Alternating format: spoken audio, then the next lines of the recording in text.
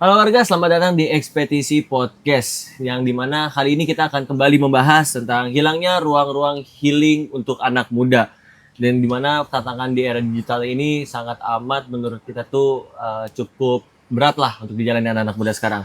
Dan alhamdulillah sekarang saya berkesempatan bersama Kang Dian Maulana. Kang Dian Maulana ini adalah salah satu sosok pemerhati lingkungan yang memang backgroundnya itu hukum ya kan ya. Betul mas. Backgroundnya itu hukum ya, beliau fokuslah untuk mengadvokasi terkait tentang lingkungan, memperjuangkan hak-hak warga tentang lingkungannya. Nah, Kang, sebelumnya lo boleh tahu nih Kang. Ini Kang dia nih background perjalanan dari awal itu motivasinya tuh apa Kang? Kenapa pengen sampai sekarang tuh jadi pemerhati lingkungan? Jadi gini mas, saya ini kan lahir besar di masyarakat pedesaan. Iya. Jadi kami terbiasa dengan nuansa yang masih asri. Nah, Tapi lambat laun kok ini agak bergeser. nah, Nah, jadi latar belakang kenapa saya harus terjun menjadi khususnya bukan pemerhati lagi, tapi saya agak terpanggil saja jiwa saya ketika mengenai isu-isu soal lingkungan. Karena memang apa ya, pertama kalau kita bedah secara konseptual, kan lingkungan hidup yang bersih sehat itu kan ini hak asasi. Itu kan jelas termaktub dalam pasal 28H Undang-Undang Dasar 1945, di mana negara juga memiliki peran dan tanggung jawab soal menyediakan lingkungan hidup yang bersih, gitu ya. Tetapi dalam konteks ini saya pakai perspektif hukum karena memang saya bergelut di dunia iya. hukum. Memang hak ini ada dua, ada hak mutlak, ada hak nisbi. Cuman masalahnya masyarakat kita itu memiliki kesadaran yang kurang terkait hukum. Sehingga mungkin ini digunakan oleh segelintir aparatur orang yang menjabat. Sehingga seolah-olah persoalan isu lingkungan yang bersih, baik, sehat itu ya kembali ke personal masing-masing. Soal masing-masing. Nah, sehingga kita juga harus memahami mas begini, soal lingkungan itu kan kalau dalam konstitusi kita itu diatur dalam 3 pasal mas. Pertama itu yang tadi saya sebutkan, pasal 28H, pasal 33 ayat 3 dan pasal 33 ayat 4. Nah inilah yang menurut teman saya penerjemahan yang sangat-sangat tidak manusiawi atau tidak mengenal batasan. Kan pasal 33 itu mengatur bahwa seluruh kekayaan alam itu dikelola oleh negara untuk kesejahteraan rakyat. Pasal 34 itu dia mengatur, pasal 33 ayat 4 itu dia mengatur soal apa? Soal prinsip-prinsip dasar. Kalau saya sih dari 6 prinsip itu saya cuma rangkum 2. Pertama, prinsip sustainable development, pembangunan yang berkelanjutan, dan prinsip state of responsibility, tanggung jawab negara. Nah ini yang mungkin menurut teman saya yang menjadi isu yang tidak akan pernah habis, ini soal state of responsibility-nya, tanggung jawab negara. Karena beberapa hal kami melihat banyak aktivis-aktivis ataupun pemanfaatan, karena ini pasal 33 ini kan dengan pasal 34 itu dia saudara kembar dan dalam taksir prasisnya itu merupakan hak ekonomi. Hak ekonomi itu berarti alam dan seluruh isinya itu kan boleh dieksploitasi dan dieksplorasi. Tetapi kita harus tahu batasannya. Sadar diri ya. Harus sadar diri. Kalau saja ada batasan terkait eksploitasi alam juga. Ya. Oke. Nah, berarti kan tadi Kang Dian ini menjadi pemerhati lingkungan sejak beliau ini merasa terpanggil lah. Atas tadi adanya sedikit pergeseran dari perhatian khusus. Dan ngomong-ngomong soal lingkungan nih Kang. Di Sukabumi, terutama di Sukabumi ini kan kita ngelihat banyak banget lah wisatanya. Terutama Betul. juga ada Geopark kan, National Geopark yang memang diakui oleh UNESCO. Nah, kalau dari Kang Dian sendiri melihat hal tersebut, itu seperti apa Kang? Dengan Kang Dian yang seorang pemerhati lingkungan, dengan adanya Geopark ini, nah itu Kang Dian melihatnya seperti apa? Kalau saya sih sederhana melihatnya, Mas. Ini kan warisan dunia. Ini salah satu anugerah terbesar yang Tuhan karuniakan terhadap warga masyarakat Kabupaten Sukabumi dengan adanya kawasan geopark. Cuman harus disadari juga bahwa isu soal geopark ini memang tidak lepas dari tantangan. Apa itu tantangannya? Bahwa banyak beberapa aktivitas-aktivitas di kawasan geopark ini yang sedikit banyaknya mencederai lingkungan hidup itu sendiri. Gitu. Jadi memang soal lingkungan hidup ini menjadi isu-isu yang sangat sensitif lah ya. Sensitif. Karena pertama, kita ini kan salah satu negara yang konsepnya green konstitusional, konstitusi hijau. Tapi coba kita bandingkan dengan beberapa negara-negara kita. Contoh Peru, Mas. Peru itu baru, dia itu menjiplak dari Indonesia. Kita itu kan punya tiga undang-undang sampai sekarang. Dan terakhir itu kan kita ada Undang-Undang 32 tahun 2009 tentang Undang-Undang Pokok Lingkungan Hidup.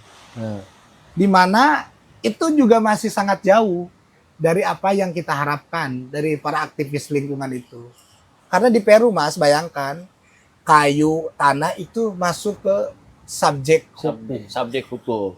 Di kita belum. Belum jadi subjek hukum. Belum jadi subjek hukum. Secara hukumnya berarti belum diatur lah ya. Belum diatur. Artinya bahwa sebenarnya kita ini mencederai lah konsep green konstitusional yang telah ditetapkan oleh para panding-pandar kita. Nah, kembali lagi Mas, soal isu geopark. Ini kan kami melihat ada beberapa aktivitas baik itu legal maupun ilegal, yang sedikit banyaknya itu melanggar ketentuan, karena UNESCO itu kalau kita bedah itu ada 10 instrumen. Salah satunya instrumen soal pengembangan pariwisata. Ya. Tapi sayang itu juga tidak bisa dimanfaatkan secara maksimal. Maksudnya belum maksimal lah pemanfaatannya untuk hitungannya di geopark Ciletuh ini ya. Betul Mas. Jadi gini Mas, sederhana. Sukabumi itu, suka tidak suka, ini merupakan kabupaten terluas se-Jawa dan Bali, Mas. Kita itu cuman kalah dari salah satu kabupaten di Papua yang punya 52 kecamatan. Kalau Sukabumi itu 47 kecamatan. 47. Ya. Dan ada salah satu adagium lah. Kalau dikelola dengan baik, itu cukup untuk mencukupi kebutuhan se-Jawa dan Bali, Mas. Kalau geopark ini gitu. Enggak, seluruh potensi Sukabumi ini dikelola dengan baik, ya, mampu mencukupi seluruh kebutuhan Jawa dan Bali. Secara umum tuh berarti. Secara umum. Dan geopark adalah salah satu karunia tadi. Harusnya kan kalau dalam konteks kesejahteraan, Mas, kita ini kan punya warisan global, punya warisan dunia yang harusnya kita jaga, Mas, sehingga hak ekonominya juga dapat. Ya, bahasa kasarnya minimal masyarakat yang ada di sekitar terberdayakan. Iya. Ya kan, di satu sisi begitu, di satu sisi juga income daerah juga meningkat melalui PAD. Tapi wallahu alam apakah itu ada peningkatan signifikan atau tidak. Ya, seharusnya kan dengan adanya geopark ini, apalagi kemarin kita sempat ya beberapa kali ke tempat-tempat wisata yang ada di geopark ini.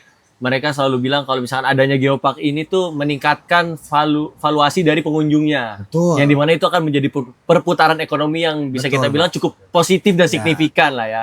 Terutama di hari-hari libur. Nah, tapi kalau misalkan kita lihat di Sukabumi sendiri, terutama di pengelolaan pariwisatanya ya.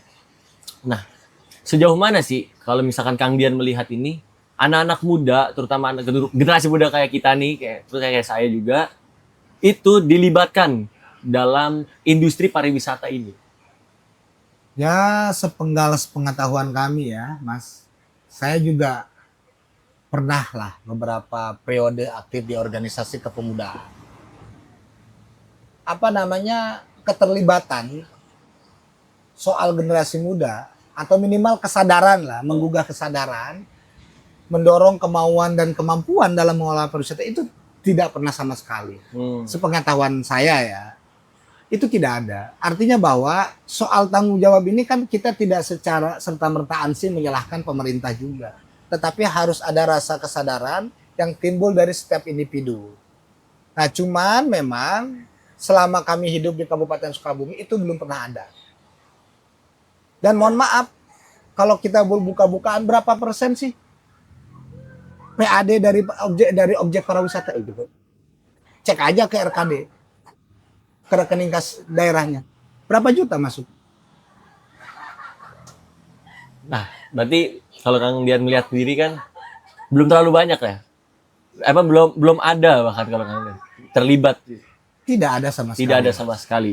Kira-kira tuh penyebab utamanya menurut kacamata Kang Dian sendiri, menurut pribadi Kang Dian sendiri, apakah memang si anak mudanya ini yang emang tidak mau terlibat? Karena mungkin ada beberapa lah anak muda yang kayak skeptis lah terkait apa industri pariwisata, apa jaga ini, jaga itu, bikin ini, bikin itu. Kayak mungkin menurut mereka kurang menjanjikan. Atau mungkin menurut mereka ini masih ya jauh di bawah standar mereka dan akhirnya mereka pilih merantau ke kota-kota lain. Kalau saya sederhana saja, Mas. Kalau misalkan anak mudanya berpikiran bahwa pariwisata tidak menjanjikan, pariwisata tidak menguntungkan, atau minimal bahasanya pariwisata itu tidak bisa dijadikan sebagai sandaran hidup. Harusnya negara itu hadir, Mas. Negara hadir dengan cara melakukan rekayasa melalui kerangka regulasi. Karena kan tidak semua fungsi undang-undang atau fungsi hukum itu untuk menghukum. Betul. Ya kan? Iya. Ada juga dia sebagai fungsi edukasi. Ya kan? Makanya saya sepakat kalau kata Rudolf Panzering itu the law is tool of social engineering. Jadi kami sederhana, ada tidak undang-undang yang mengatur soal keparawisataan dengan melibatkan seluruh stakeholder khususnya aspek kepemudaan? Belum ada, Mbak. Belum ada. Jadi secara nggak langsung dari atasnya sendiri belum ada yang mengatur untuk keterlibatan anak mudanya sendiri. Betul. Adapun mereka yang sadar ya itu kan sifatnya personal.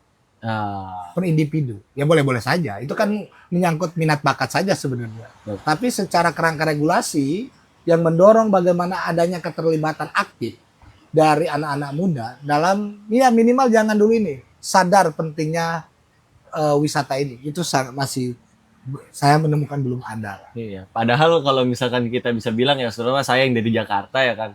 Kalau misalnya kita tuh ngelihat tempat-tempat healing kayak pantai inilah contohnya lagi kita lihat atau mungkin curug-curug.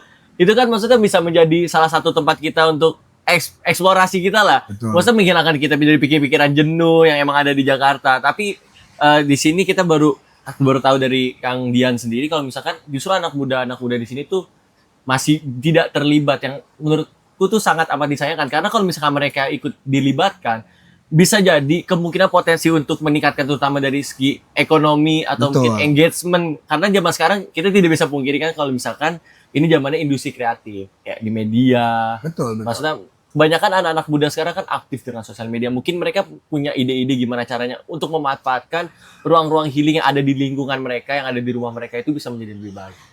Ya memang harapan kami pun begitu ya. Tapi kita kembali lagi. Kalau hanya ANSI menunggu kesadaran individu, itu kan sifatnya personal. Tapi kami juga berharap dan mengharapkan adanya campur tangan negara. Peran negara hadir. Peran negara hadir. Mengatur. Bagaimana merekayasa anak muda yang dulu berpandangan bahwa pariwisata ini bukan industri yang menjanjikan, bagaimana caranya harus direkayasa. Bahwa wisata itu adalah bagian dari industri masa depan. Wah. Karena contoh lah, ini di pinggir kita ini ada pantai. Iya, bagus. Selama pantai ini masih ada, artinya dia juga punya nilai ekonomis. Iya, benar. Tetapi juga bagaimana kesadaran ini juga linier. Kita juga bagaimana mencintai, merawat ini semua. Cobalah, gini aja lah Mas, kalau saya sederhana. Ada berapa sih komunitas anak muda yang punya fokus di soal lingkungan? Itu yang baru viral itu apa? Pandawara. Ya kan? Iya. Mana? Apakah itu kemudian karena kerangka regulasi kita nggak ada? Yang ujung-ujungnya itu hanya bergelut di sosial media doang. Yang emang ya udah batasan dia cuma bisa mengubah yang apa yang ada di depan. Tapi untuk mengubahnya secara langsung, kalau bisa kita bilang ya, kita emang harus melalui peran pemerintah. Betul Mas. Jadi kalau misalkan ini negara itu kan begini harusnya Mas. Ini ada anak muda, ini ada wisata. Harusnya itu rekayasa kayak terbit lah, entah itu lewat perda, perbu, lah saya nggak bodo amat, saya nggak begitu paham. Tapi yang jelas itu harus menciptakan, mendorong suatu kesadaran entitas bahwa peran anak muda itu penting. Peran anak muda ini signifikan loh dalam rangka mendorong kemajuan industri pariwisata di masa yang akan datang. Karena secara nggak langsung kan anak muda itulah yang akan menjadi generasi penerus. Loh betul Mas. Kalau misalkan emang tidak dilibatkan sejak dini atau sejak usia-usia remaja atau usia produktif, bisa jadi di kemudian hari mereka malah ya udah, kita nggak pernah dilibatkan ketika emang yang dulu udah nggak ada, udah itu alam benar-benar di. Betul biarin Mas, bebas, makanya kenapa saya tadi tekankan kami menunggu state law responsibility, tanggung jawab pemerintah soal bagaimana mengajak, karena kami pun tidak bisa menyalahkan. Iya Tapi sih. ini harus muncul dari kesadaran bersama. Tidak adil juga kemudian kita menghukumi pemerintah bahwa bla bla bla, enggak. Ini harus ada kesadaran dari seluruh stakeholder yang ada. Gitu loh. Karena memang jangan sampai begini, ini kayak seperti gayung bersambut. Masyarakat mudanya apatis, pemerintahannya juga apatis. Apatis. Ya sudah. Iya udah nggak bakal ketemu Nggak itu bakal jalannya. ketemu. Nggak ada jalan tengahnya, itu nggak ada Nggak third ada. way-nya berarti kalau Ya udah nggak minimal bahasanya harus ada harus ada yang menginisiasi. Bahwa hari ini Kabupaten Sukabumi itu memiliki pinggir pantai yang sangat panjang, memiliki potensi sumber daya alam yang limpah, tapi mohon maaf ketika dibenturkan dengan isu-isu kesejahteraan kita kan masih masih jauh jauh lah, bisa dikatakan layak loh Mas. beda Ya kan? banget sama negara-negara yang emang dia tujuannya wisata tuh rata-rata kan Mas gak usah negara lain deh. Sukabumi itu kita bandingkan dengan beberapa kabupaten yang ada di Jawa Barat, kita masih rendah. Padahal daerah kami itu punya semua. alamnya itu ngeri Sukabumi. Apa yang mau dicari? Industri, bahan besi ada di kami, Pak. Pasir putih kami punya. Punya Objek wisata surfing kami punya, Pak. kayak yang di gunung-gunung pun punya.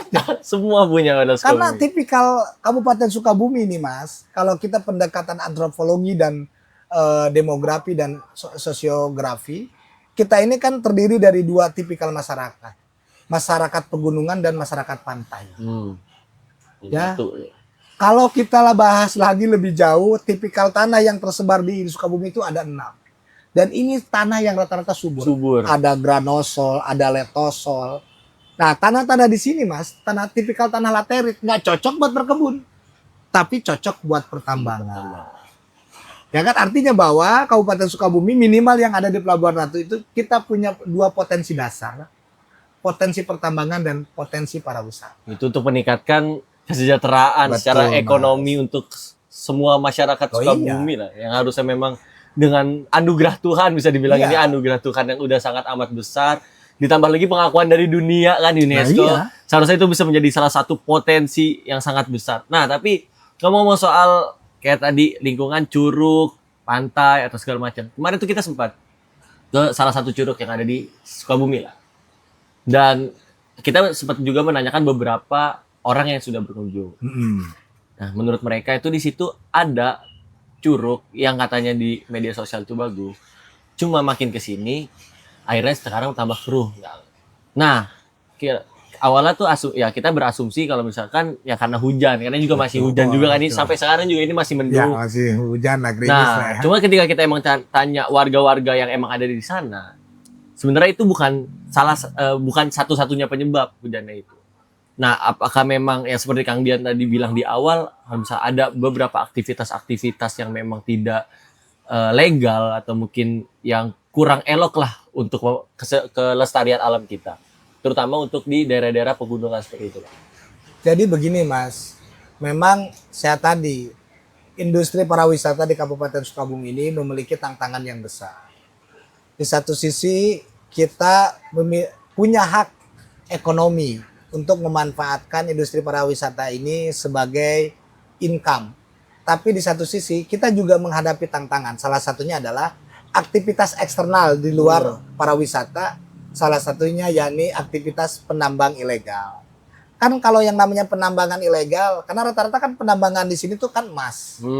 itu sedikit banyaknya menggunakan merkuri loh Mas. Merkuri. Nah, merkuri itu pertanyaannya apakah mereka punya saluran drainase pembuangan sendiri? Oh enggak. Langsung Itu dibuang. Gitu. Dibuang begitu saja. Tidak ada amdalnya. Hmm. Tidak ada analis terhadap B3-nya. Lo bayangkan, ada orang luar Kabupaten Sukabumi, misal main ke salah satu curug, ternyata airnya sudah terkontaminasi. Kesedih. Gimana? Jauh-jauh, lihatnya kan aku pengen healing. Ya kan? Nyampe-nyampe kok kotor, kok Gitu begini, kok rasanya ini bukan begini. saja mematikan, Mas. Hmm. Tapi ini akan menjadi presiden buruk. Maka saya bilang itulah pentingnya tanggung jawab negara, Mas. Karena kita ini warga sipil, nggak bisa kita menghentikan aktivitas ilegal itu. Misal saya, lu nggak usah nambang di situ kan nggak bakal didengar. Gak bakal didengar. Nggak bakal didengar, Mas. Karena ini berkaitan soal semangkuk nasi. Jadi nggak bisa. Ini tetap negara yang harus ambil alih. Negara emang mengambil sikap untuk mengambil sikap. Bagaimana tindakan-tindakan ini? Kan harusnya negara juga menyiapkan kayak misalkan lokalisasi terpadu. Lo kamu boleh lo membuka aktivitas pertambangan di daerah sini karena di daerah sini nggak boleh karena di sini ada objek wisata curugnya. Kenapa susahnya? bisa diatur, sebenarnya itu bisa diatur lah harus. Lo kan tujuan kita bernegara kan begitu, Mas. Benar. Tujuan bernegara kita kan agar tertib. Ya kan? Hari ini kita punya ribuan potensi para wisata, tidak bisa kita manfaatkan dan maksimalkan. Karena apa? Pengelolaannya sangat buruk. Berarti emang dari segi tata kelolanya juga belum dimanfaatkan secara maksimal, terlebih lagi berarti oleh pemerintah lah. Karena mohon maaf Mas, sepertinya pemerintah daerah Kabupaten Sukabumi masih melihat industri pariwisata ini sebagai second. Oh, masih Second line. dijadiin second layer ya. Mereka belum menganggap kalau misalkan industri pariwisata ini sebenarnya bisa menjadi garda terdepan lah, bisa dibilang garda terdepan dari mungkin sektor-sektor pemasukan. Betul. Untuk Sukabumi tersendiri. Saya bukan ego karena saya orang Sukabumi. Iya. Bali itu cuma segitu-gitunya kok. Bali itu cuma segitu-gitunya. Dia cuman punya Sanur, Kote, Ubud bisa. Ya. Kami ini punya semuanya, Mas. Pantai ada, Pantai ada, curug ada. Terus juga pegunungannya ada. Pegunungan juga ada. Apa? Di gunung kita punya potensi cadangan air terbesar. Iya. Yang airnya dieksploitasi. Mas, air orang Sukabumi itu diminum lebih dari 143 negara, Mas. Tapi miris nggak? Orang yang di pinggirnya itu tidak bisa mendapatkan akses air bersih.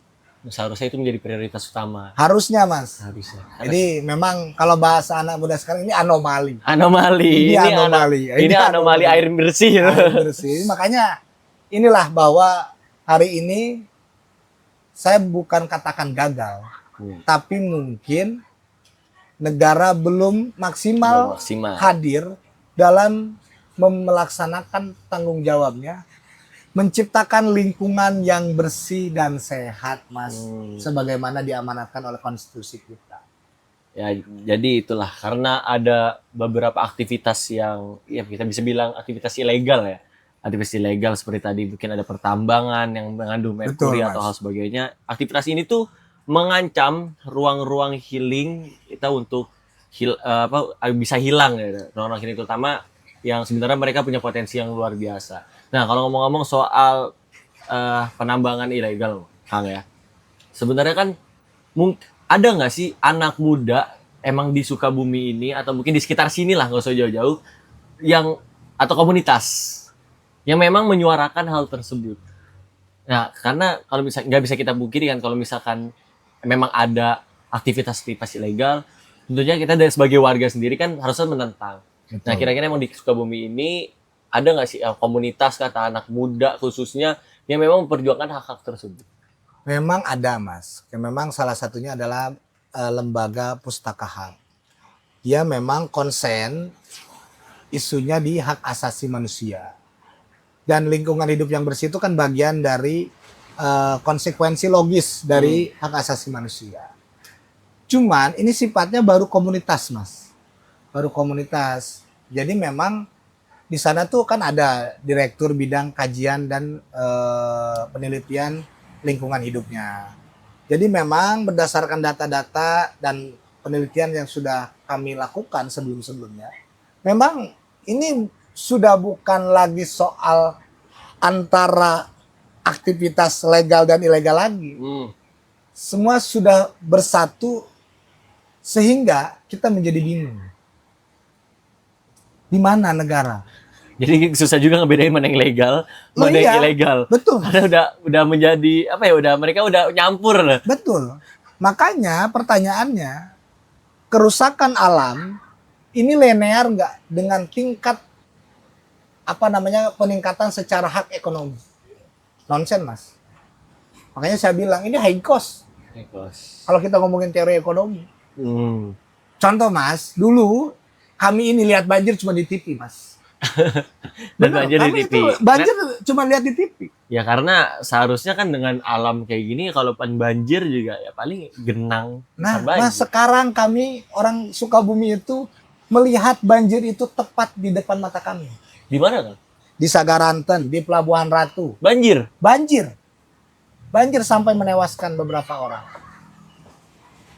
Artinya adalah ada pergeseran perilaku dan cara berpikir bahwa bagaimana kelestarian alam itu sudah bukan lagi menjadi prioritas utama. Tapi yang menjadi prioritas utama adalah bagaimana alam ini dimanfaatkan, kemudian dikeruk keuntungannya oleh beberapa segelintir orang. Tapi efeknya kan kita juga. Kita juga yang merasakan. Dan coba bayangkan, Mas, berapa ratus miliar atau berapa miliar negara harus mengeluarkan uang untuk pemulihan akibat dari banjir. Bayangin, kalau hutan kita gundul, cadangan oksigennya kurang nggak? Kurang. Lu bayangin kalau oksigennya habis gimana? Mati, Bos. Ratusan miliar pun gak bakal cukup. Iya. Hanya untuk bayar supaya kita bisa bernapas. Iya. Gak ada oksigen. Ya kan? Lalu pertanyaannya, kalau hutannya gundul dimanfaatkan untuk kepentingan industri-industri pertambangan lain dan sebagainya, apakah kemudian itu yakin kesejahteraan meningkat? Enggak juga. Nah, tapi kan sekarang ada namanya kita bisa sebut lagi ada di era no viral no justice. Kita balik ke demokrasi digital. No viral no justice. Nah, selama ini yang kita tahu kan kayak misalnya mungkin ini kan karena emang jauh ya dari Jakarta atau mungkin jauh dari pusat. Artinya jauh dari ibu kota lah. Dari ibu kota, paling ibu kota sekarang udah pindah ya kan. udah jauh banget lah pokoknya. Nah, kita tuh diriku sendiri jarang melihat hal-hal yang memang baru kita temukan pada saat kita ke Sukabumi. Kayak contohnya tadi eksploitasi alam. Dan itu memang tidak maksudnya tidak ke speak up lah di era gencara tuh media sosial. Nah, buat Kang Dian sendiri kan juga ikut mengkawal hal tersebut. Apakah emang ada beberapa aktivitas digital yang emang dilakukan untuk ya itu tadi bisa dibilang kita cari viral untuk dapat justice. Jadi begini, Mas. Apakah emang tetap tidak efektif untuk dilakukan? Kalau Sukabumi ini, mohon maaf, ini tanda kutip.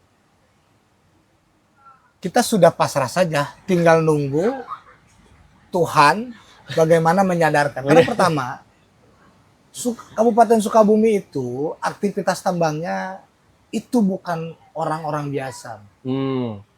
Bukan orang-orang biasa. Kasarnya, pemerintah daerah aja dibuat tak berdaya. Iya.